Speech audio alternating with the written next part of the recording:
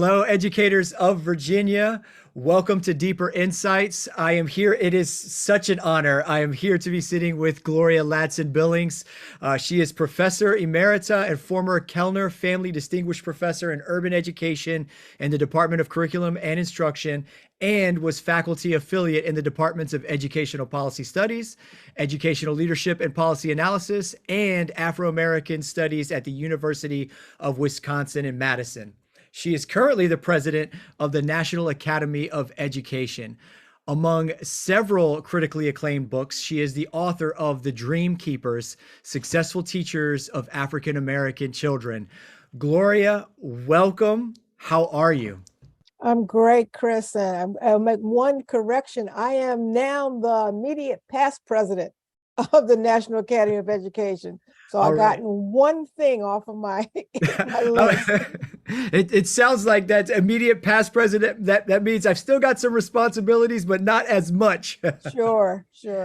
Excellent. So how are you, Gloria? How are you showing up? It's beginning of August. It's actually August 8th. We're recording this podcast. I don't know how it is in Wisconsin, but it is hot, muggy, just heat wave miserable in Virginia. So we get a day or so of really, really high heat. I never complain because it's Wisconsin.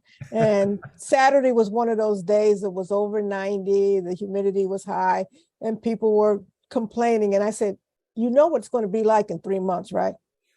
So I remind them that for me, heat in Wisconsin is a treat. So I won't complain about it. I will say, however, that I made it 2.5 years without getting COVID, but it caught up with me last month. So I did have my bout, but fortunately, I'm fully vaccinated and boosted. So it was like an inconvenient cold. Well, I'm sorry to hear that you got it, but I'm so glad to hear that it wasn't too intense for you, like an inconvenient cold. I've been to Wisconsin twice in my life. And both times were in the summer, and I remember it being just hot and humid as all get out. So I've only had two experiences with Wisconsin. Definitely not with the snow, the cold, any of that. So if you haven't been to Green Bay, then I can't claim it. If you haven't been to Green Bay in Lambeau Field with your shirt off with the snow coming down, you haven't actually been to Wisconsin. I will write that down as a challenge.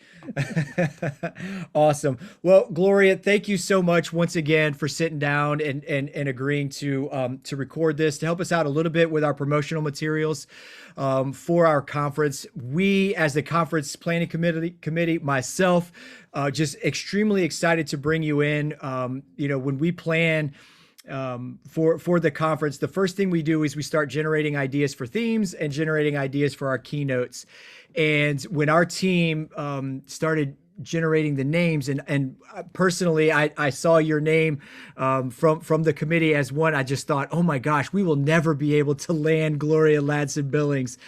So just so excited that we have the opportunity to do it. And then also as just a fan of your work and someone who holds you to an extremely high esteem and also to a high standard, not to bring the expectations too high, just an honor, just tremendous excitement. And I cannot wait for that moment in time. And so while we're here and while I have you, just for a short snippet of time, right now, our educators in Virginia, we don't have a uniform start time. So we've got some folks who are starting now, some folks who are starting in a week or two, and then we've got some schools who start right after Labor Day. Yeah. So the two things that are on our educators' minds are around staffing, but then also how our students are going to be coming back. With that in mind, with our teachers coming off of probably the hardest year ever, at least in my short education career, coming back, considering the staffing issues that we're having, and then also thinking about our kids with some of the behaviors that kind of came out last year, but also our teachers who have this sense of urgency to close some learning loss gaps, some of the gaps that were already there, but it just exacerbated by COVID. What are some things that are on your mind, to maybe some words of encouragement or some words of advice that we can have as we kick off the 22-23 school year? Well, thanks for that question, Chris. As you know, not only is Virginia having a variety of start times, schools across the nation have varieties of start times. So I'm in that mode where I'm preparing to do school openings everywhere. Locally here in Madison, I'm going to meet with the Madison teachers. I will be headed to Baltimore to meet with, I think, their administrators and leaders. And so I've been thinking about this a lot. And I try to get people to understand that all is not lost. I think we've been in this moment where it's like, what else can happen to us? We know that there are incredible staffing shortages across the country. But I also want to suggest that there was an Ipsos, I believe, National Public Radio study that said 76% of parents were pleased with how their schools responded to COVID. Think about that. Mm-hmm. If you just listen to the nightly news, everybody's mad, everybody's upset. They can get that microphone in front of that one parent who, school didn't do what she wanted them to do. But think about how schools mobilized. Did we know that we were feeding this many kids and families? We did not. No. But we didn't miss a beat. Lots of teachers putting their own lives on the line. For teachers to say, well, I don't want to be in the building, it wasn't just being selfish. There are teachers who say, listen, I live in a multi-generational household myself. I can't take this home to my mother who lives with me. The heroic work of teachers and administrators cannot be underscored enough. Just remember all that got done. And then let me just poke you a little bit, because I'm always trying to get rid of certain terms. So one of the terms that I never use is at risk. I never describe children as at risk because, as my friend and colleague from Northwestern University, Margaret Beal Spencer, says, to be human is to be at risk. Okay? If we did your genetic profile, I bet there's some diseases in there that you got to watch out for. At least in my family, it's hypertension, high blood pressure, high cholesterol. But you did not introduce me as Gloria Ladson-Billings, Professor Emerita and at risk. No, but I am at risk. And so I really push teachers, let's not describe our children that way. So my new pet peeve, I think, is learning loss. Yeah. Simply because we know that cognitively, unless you have a traumatic brain injury or dementia of some sort, this brain is always learning. Now, did they have lost opportunities? Of course. They had lost chances to experience the curriculum we want them to experience. But guess what? These kids were learning the whole time. And in fact, we found out they knew a lot about technology that we didn't know. So I guess I am in some ways kind of a glass half full kind of person, but that level of hope really has to do with the interactions that I've had with young people during COVID, and to see their ingenuity and entrepreneurial spirits and the things that they have come up with, and the lessons that I've been able to learn from them. I did visit a high school virtually in Baltimore early on in COVID, and I was asking them about how they felt about this sort of remote learning. And I was prepared to hear all the complaining. There's one young man said to me, he said, "Oh, I absolutely love this." I said, "What?" I said, "Well, what do you love about it?" He said, "Look, when they get on my nerves, I just turn them off." And I thought, and that's always the reaction that I get from folks, that we laugh. But I said, "Well, what happens when you do that?" He says, "After a little while, they'll call me and they'll say, 'Well, what happened?' And he says, and I always say the same thing. I say, I'm having internet connectivity problems. Now, I thought that was ingenious, but I also thought, here this youngster is saying, for the first time in my entire school career, I'm in control of the learning. That's right. When I've had enough, I've had enough. Because see, if he turns them off in face-to-face, you know what that means? Putting up the hoodie, putting the head down on the desk, and the consequences of that is often removal from the classroom or the detention, So I was like, well, these kids are really telling us they need more control over their learning. Another thing that I learned while visiting a high school class in North Carolina is that teenagers don't mind going to school later in the day or evening. They're not crazy about this 7:30, 8 o'clock stuff we do. But I was visiting a class that met at 8 p.m. because the speaker that the teacher had solicited said, look, I work all day. I can't stop and come into your classroom. But if your kids are willing to talk in the evening, and I think she was in the central time zone, it would be 7 my time, but 8 your time. He did a poll. 55 kids showed up at 8 at night. Because it's the shank of the evening for a teenager, right? That's right. I think if we're smart, we will be thinking about some things we can do to be more flexible, to really meet the needs of our students. But we do have this huge challenge, the staffing challenge. Now, I just came from a meeting early today where that was the big discussion, but I pointed out that everybody's got staffing challenges. The Dollar Tree that is near me has been closed like 3 times last week because they don't have people to work. So something is transpiring in our society about the way people are rethinking their work. And as really essential workers, teachers really are essential workers. I think we've got to figure out how we have better partnerships with people who also interact with young people. So I sit on a lot of nonprofit boards. I'm on the Urban League. I'm on the United Way of Dane County. I'm on a charter school board. I'm on a church board. I mean, if it says nonprofit, just fill my name in there. I'm not on the Coca-Cola board, the Pepsi-Cola. I'm not on Frito-Lay's board. No, I'm not on any board that would write me a check. Let's be clear. But I think one of the things that I've been saying, I'm on the Madison Children's Museum board. I said, you guys have to stop thinking about, quote, after school. There is no after school.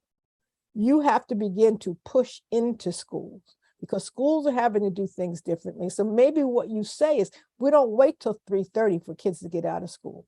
We start having conversations with schools that say, how can we move into your building and be of assistance? If you're still in a place where you got to do social distancing, but you still have the same space where you used to put 30 kids and you can only put 15, why can't we have 15 of those kids to work with, to be doing some programming that is right alongside of what you're doing? So I think we have some unique opportunities to do school differently. Oh, that opens up a whole nother. I love that thinking where it's the partnerships are pushing in. It's not an extra thing. It's part of, because one thing when you talked about what students were learning and their entrepreneurial spirit, our kids were learning the things specifically during the pandemic. They were learning the things that aren't really part of the written curriculum, but are part of the needs. I mean, they were learning how to cook. They were learning to care for others, and especially with pets. They were learning how to use their environment as different parts. And like you mentioned, the ingenuity with the example of the student you gave. And so what those partnerships would be able to bring in terms of curriculum that has seemed extra, that has now become, okay, well, wait a minute. There are some things that these kids learn with these programs that, why haven't we thought to give them credit for that as part of their matriculation through the school system? Right. Or why haven't we reached out to help parents with some things? One of the things that we did at the Urban League is we did a survey to find out how many parents needed support with hybrid and remote learning. We were overwhelmed. So we started running these parent academies. Every single one was filled to capacity because they said, yeah, they sent home a Chromebook, but I don't know what to do with a Chromebook. I don't do this kind of work. And so really helping parents learn alongside of their kids turned out to be one of the best things that we were able to do. So can I want to live in that space for a second, because there's so much that we learned, and you just touched on a lot of it. So much that we learned that we probably never would have thought of, but the pandemic kind of forced us into a whole new way of thinking.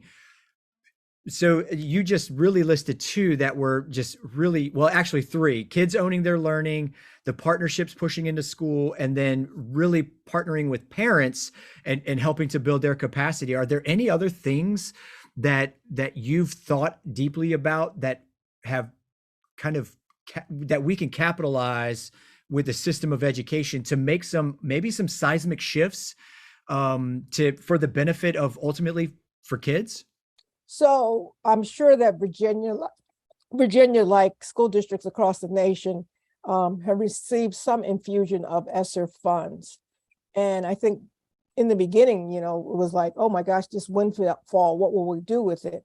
One of the things we did here in Madison is that we set aside a bunch of that money and did requests for proposals across the spectrum. There was no age limit to who could request, and there was no category. So it was teachers, it was administrators, it was students, it was community members, it was parents. And I, had the chance to sift through over 300 of these proposals. And one of the best ones that we saw, and one that we funded, came from a group of high school students. And their proposal was, they said, one of the things that we've learned in the midst of this pandemic was how much food insecurity exists in our community. We tend to think, oh, not here in Madison, maybe Milwaukee, maybe Chicago, but Madison, yeah, there was a lot of food insecurity. So they proposed, and I have opened up a free grocery store. They don't want to call it a pantry. It's a grocery store where students can shop once a week, and that students will man it, right? So yeah. They partnered with some of the food pantries in town to help stock it. And, like kids can come in and, they can get cereal, they can get, staple goods and what have you. And it's like, it's free. So just come in. It's not, oh, you're a charity case. No, it's free. Anybody who wants to come in and use it. We thought that was genius because we know that some of our kids aren't doing their best because they have some basic needs that are not being met. They're hungry, right? So they don't want to sit in class and be thinking about a growling stomach. So I just thought that was an ingenious idea. And so I think when we cast a wider net as to who can really help us, it ought to include our students. That's great. I love that idea of what kind of grant funds, turning it into grants, and I wrote down ageless and category list, RFP. That's brilliant. Thank you for sharing that idea. One of the other things that we really have started to, it's always been a thing and always been a focus. I want to live in a little bit of academics with you is literacy. And literacy is something that you have specialized in, and I think there's an award that you won at some point. You might have to remind me what it was. Not too long ago. I'd love to hear your thoughts on literacy. And I know we're not post-pandemic yet. You are a walking example, but if we can maybe just for a moment, glass half full, coming off the tails of this pandemic and the toughest year we have, what is for you, what does literacy look like in the near future? So I actually come to literacy, I say, through the back door.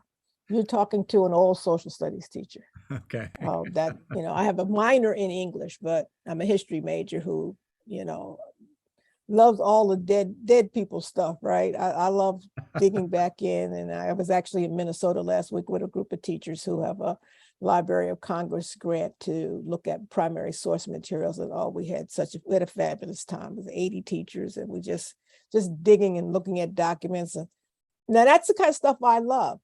But history, social sciences, social studies is very text dense. And it only took my very first year as a teacher to figure out, oh my God, my kids can't read this stuff. So I began studying how to teach reading after I was already in the classroom, because I was like, I don't know what to do about this. I mean, do I just read everything to them? How do I help them? So, like I said, I come to literacy through the back door, really out of necessity that I had kids who had text that they couldn't do anything with. But literacy has changed. It's not just the textbook. Our young people also need digital literacy. They also need the opportunity to express themselves. They do it all the time, but away from school. Right. So I work with a lot of people who do what might be called hip hop ed, where kids are writing their own spoken word pieces and rhymes and performing. And we're just then transposing that to subject areas. So the biggest science hip hop competition we do is something called Science Genius in New York, with like 14 or 15 high schools, where kids take concepts, kinetic energy or the water cycle, and then they turn it, they study what it is, what that actual concept is and what it means. Then they turn it into a hip hop. And then they get judged by both scientists and hip hop artists. It is an amazing experience to see kids get up and perform this way. So their literacy is a lot broader than what we typically do. I think the other thing is that we're seeing what kids do with languages so different than what perhaps you and I did with it. I mean, I'm sitting here writing dissertations on the text, and my daughter's like, you could just say R, not A-R-E. You're like, oh, okay. So their fluidity and flexibility with language, I think, is quite powerful. And then they're going to probably need to be, for the most part, multilingual. We're not going to have less people speaking a language other than English. We're going to have more. And I think for them to be able to really move comfortably in a society that is as diverse as ours, they're going to have to learn another language. So literacy is in some ways the bedrock and foundation for our learning, but it looks a lot different than just giving kids a basal textbook to read or just reading, stories. It is about them inventing language, is about them engaging in dual language immersion experiences. It is about them sharing their culture, as it were. When I say culture, I mean youth culture, with the adults that they interact with. I'm sure most of your members probably saw at least a part of the 2021 inauguration where Amanda Gorman recited her poem. Now, I've had the privilege of being on the panel that picks the youth poet laureates. So I got to pick Amanda as our first youth poet laureate. And I tell people all the time, stop saying Amanda is extraordinary. She is not. She's really, really good. She's an amazing spoken word artist, but there are thousands of them out there. Why? How do I know this? Because I had to sift through thousands of entries. Most of them really super. I mean, something that recommended each and every one of them. I think what got Amanda over the hump in our minds was that here was a kid who had special needs. She has a cognitive processing issue, and she has a speech impediment, but she didn't let that stop her from reciting poetry. Last year, we picked a young woman from another nonprofit that I sit on, the Sacramento Area Youth Speaks group. This young lady is a Vietnamese background. Her piece on going through the pandemic is just mind-blowing. So those young people are out there. And I think if we're smart, we're going to expand our concept of literacy.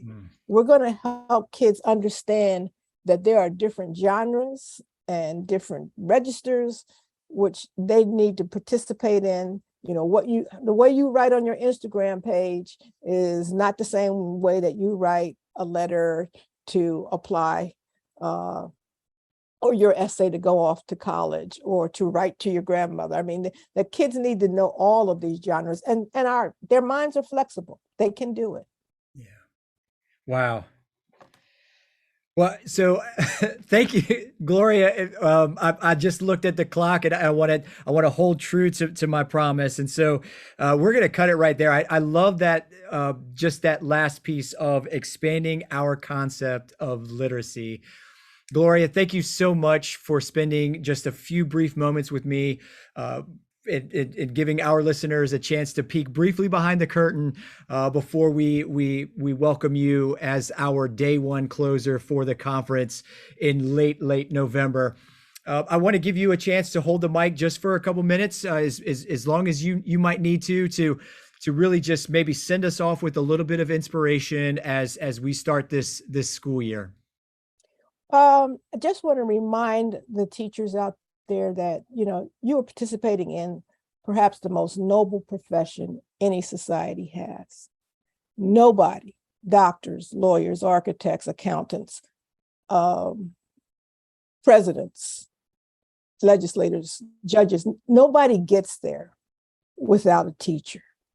We hold such an important role, and I just want people not to diminish the work that we are doing. It's a lot of work. You almost never know the payoffs. But I have been, you know, just really, really pleased to keep running into people who said, you know, I took your class. Oh yeah, you know, you taught me this. I've got like about 3 state teachers of the year. Wow.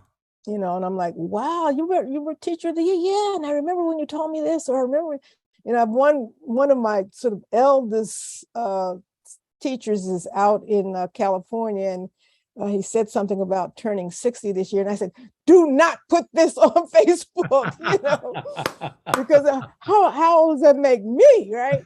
But it turns out that, you know, we can have such a big imprint. And we shouldn't diminish it. As I said, I think it's the most noble profession that anybody can seek. And I will confess, it wasn't one that I thought about going into. I wish I had a nice little story about how from the time I was a little girl I wanted to be a teacher. No, I wanted to be a writer, and I loved history. Yeah. And it actually took a classmate in college who said to me, well, you know, you actually could be a teacher. And I'm like, I can't be a teacher. Turns out I could be.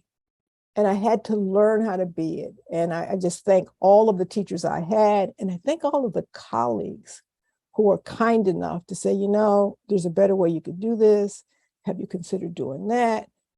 And of course, I thank the thousands of students that I have taught, because the students will teach you how to teach them. Oh, yeah. All right. Thank you so much, Gloria, once again for the time. Thank you, everyone, for tuning in to Deeper Insights. Make sure you register for our annual conference. You could see Gloria live and in person as our day one closer. Thank you. All right. You're welcome. Thank you.